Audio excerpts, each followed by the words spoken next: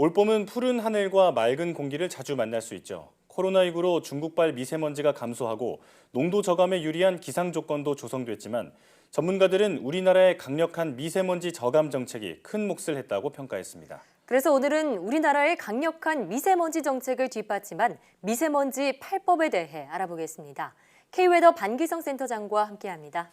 어서 오세요. 네, 안녕하세요. 네. 자, 고농도 미세먼지가 갈수록 심각해지면서 정부가 작년 3월부터 추진해온 미세먼지 관련법이 얼마 전 모두 통과됐습니다. 합쳐서 8가지라서 미세먼지 8법이라고 부르는데요. 하나씩 자세히 소개해 주시죠. 일단 미세먼지 그 8법은 첫째, 미세먼지 연구관리센터의 지정 근거를 신설한 미세먼지 저감관리 특별법이 있고요. 두 번째는 취약계층 시설과 대중교통시설 관리를 강화하는 실내공기관리법 일부 개정법. 네. 다음에 이제 세 번째가 사업장 오염 총량제 등 관리 권역을 전국으로 확대하는 대기관리 권역법. 예. 네 번째가 이제 굴뚝 자동 측정기 TMS죠. 이 측정 결과를 실시간 공개하는 대기환경보전법 일부 개정법안이 있고요. 예. 자, 다섯 번째가 교실의 공기정화살비 측정기를 설치하는 학교보건법 일부 개정법안이고요. 여섯 번째가 미세먼지를 사회재난으로 규정하는 재난 및 안전관리 기본법 일부 개정법. 다음에 이제 일곱 번째가 액화 석유가스죠, LPG. 이 차량 구매를 전면 허용한 LPG 안전관리 사업법 일부 개정법이고요. 예. 이제 마지막이 항만 선막으로부터의 미세먼지 배출을 규제하는 항만 대기질 개선 특별법 등입니다. 저 가장 컸던 것은요, 일단 미세먼지를 사회재난으로 규정하는 것이었는데요. 예. 저 미세먼지라고 해서 환경부에서 다 이제 시행하는 것은 아니고요. 교육부라든가 행안부라든가 산업부, 해수부 등 관련 정부 부처가 시행하는 법이 한 반 정도가 됩니다. 네. 이 미세먼지 저감은 물론 발생한 미세먼지에 대처하는 그 방안까지 두루 아우르고 있는데요. 자, 통과된 법안이 바로 시행된 것도 있지만 제정 또는 개정돼서 올해부터 시작된 법안도 있다고 들었거든요. 네. 관련해서 자세히 설명해 주시죠. 네, 일단 미세먼지 저감 관리 특별법이라든가 뭐 재난 안전관리 기본법, 그다음에 LPG 안전관리 사업법, 항만 대기질 개선 특별법, 학교 보건법. 이제 이게 5개는 이미 시행되어 있었고요. 예. 이제 올해 4월 3일이죠. 이때 이제 대기환경보전법과 대기관리권 권역법, 그다음에 실내공기질관리법이 올해 4월 3일서부터 시행이 됐습니다. 예.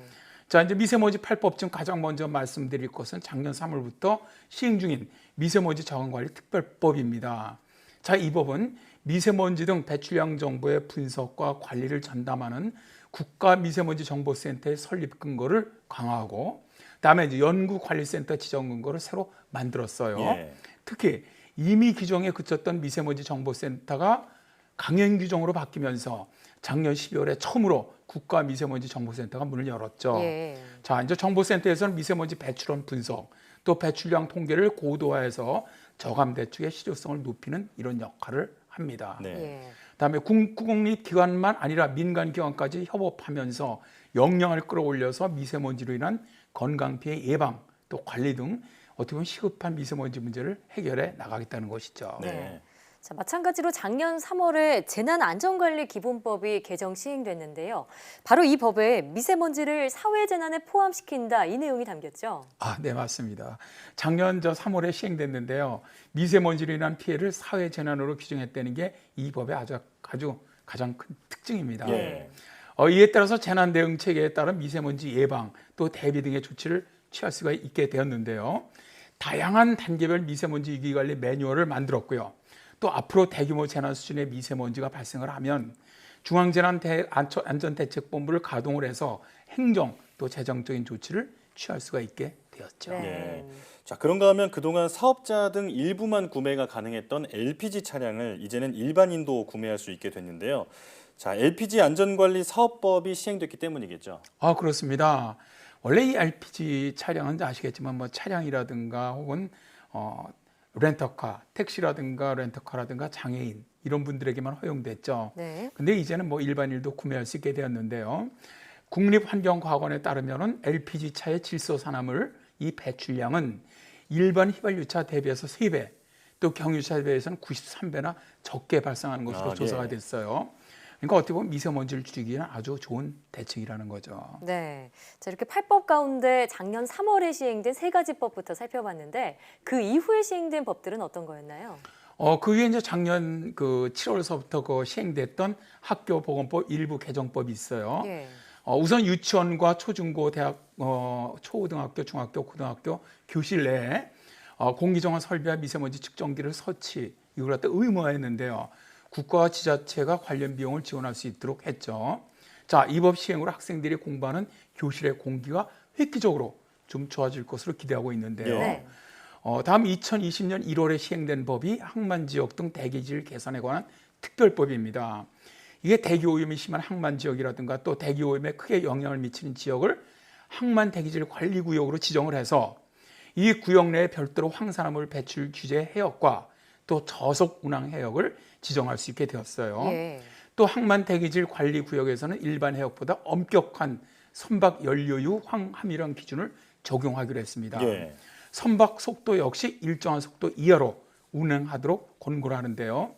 선박이 20% 감소하면은 미세먼지가 49% 감축된다는 게 해수부의 설명입니다. 아, 예. 사실 저는 개인적으로 이 법은 좀 잘 만들었다고 보는데요. 어, 실제 이제 항만에서 이 배출되는 미세먼지량이 정말 엄청나거든요. 아, 네, 그렇다고 하더라고요. 부산, 인천 그리고 울산의 미세먼지 농도가 이렇게 높은 게 항만에서 배출한 미세먼지의 영향이라는 얘기도 있습니다. 그렇군요. 자, 마지막으로 올해 4월에 시행된 대기환경보전법에 대해서 설명해 주시죠. 일단 이 대기환경보전법은 수소, 전기차 등 친환경차의 보급 촉진을 위해서 만든 법이라고 보시면 됩니다. 이제 올해 정부가 전기차와 수소차 등 친환경차 누적 20만 대 시대를 열겠다 이렇게 밝혔는데요. 경유차라든가 화물차 등 미세먼지 배출이 많은 차량을 좀 미래차로 적극 대체를 하고 미래차 수요 재고는 물론 공급 확대에도 영향을 좀 집중하겠다는 건데요. 예. 그리고 우리나라에서 가장 많은 미세먼지가 사실 배출되는 산업이나 발전 부분에 예. 대형 산업장에 이 굴뚝 자동 측정기기 있지 않습니까? TMS. 네. 이 측정 결과도 이제는 실시간으로 앞으로 공개가 됩니다. 네. 네, 말씀하신 그런 석탄 발전소에서 배출되는 미세먼지 같은 경우에는 그전에는 1년에 한 번 정도 볼 수 있었다면 이제는 실시간으로 공개된다 이런 말씀이시고요. 자, 이어서 함께 통과된 대기관리권역법 또 실내 공기질 관리법도 설명해 주시죠.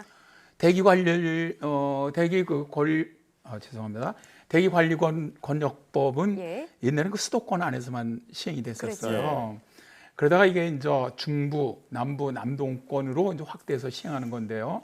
지금까지는 아까도 말씀드렸지만 수도권에서만 사업장 총량 관리제가 시행을 했었는데 이제는 전국적으로 이걸 다 시행을 하고요. 특히 노후 경유차에 대한 저공해 조치 명령이라든가 운행 제한 근거가 마련된 것도 특징이라고 할 수가 있습니다. 네. 마지막에 이제 8번째 법이 실내 공기질 관리법입니다. 지하 역사 또 철도 역사 환기 설비를 설치하는 데 필요한 비용을 이제 국가가 지원하는 한편 어린이집이라든가 노인 요양 시설 등 다중 이용 시설에 실내 공기질 측정기기 부착을 의무화한 그런 법이죠. 예. 그래서 이제 내년 3월까지 전국 모든 지하철 승강장에 초미세먼지 자동 측정기가 설치가 되고요. 예. 또 측정 결과를 실시간으로 확인할 수가 있게 됩니다.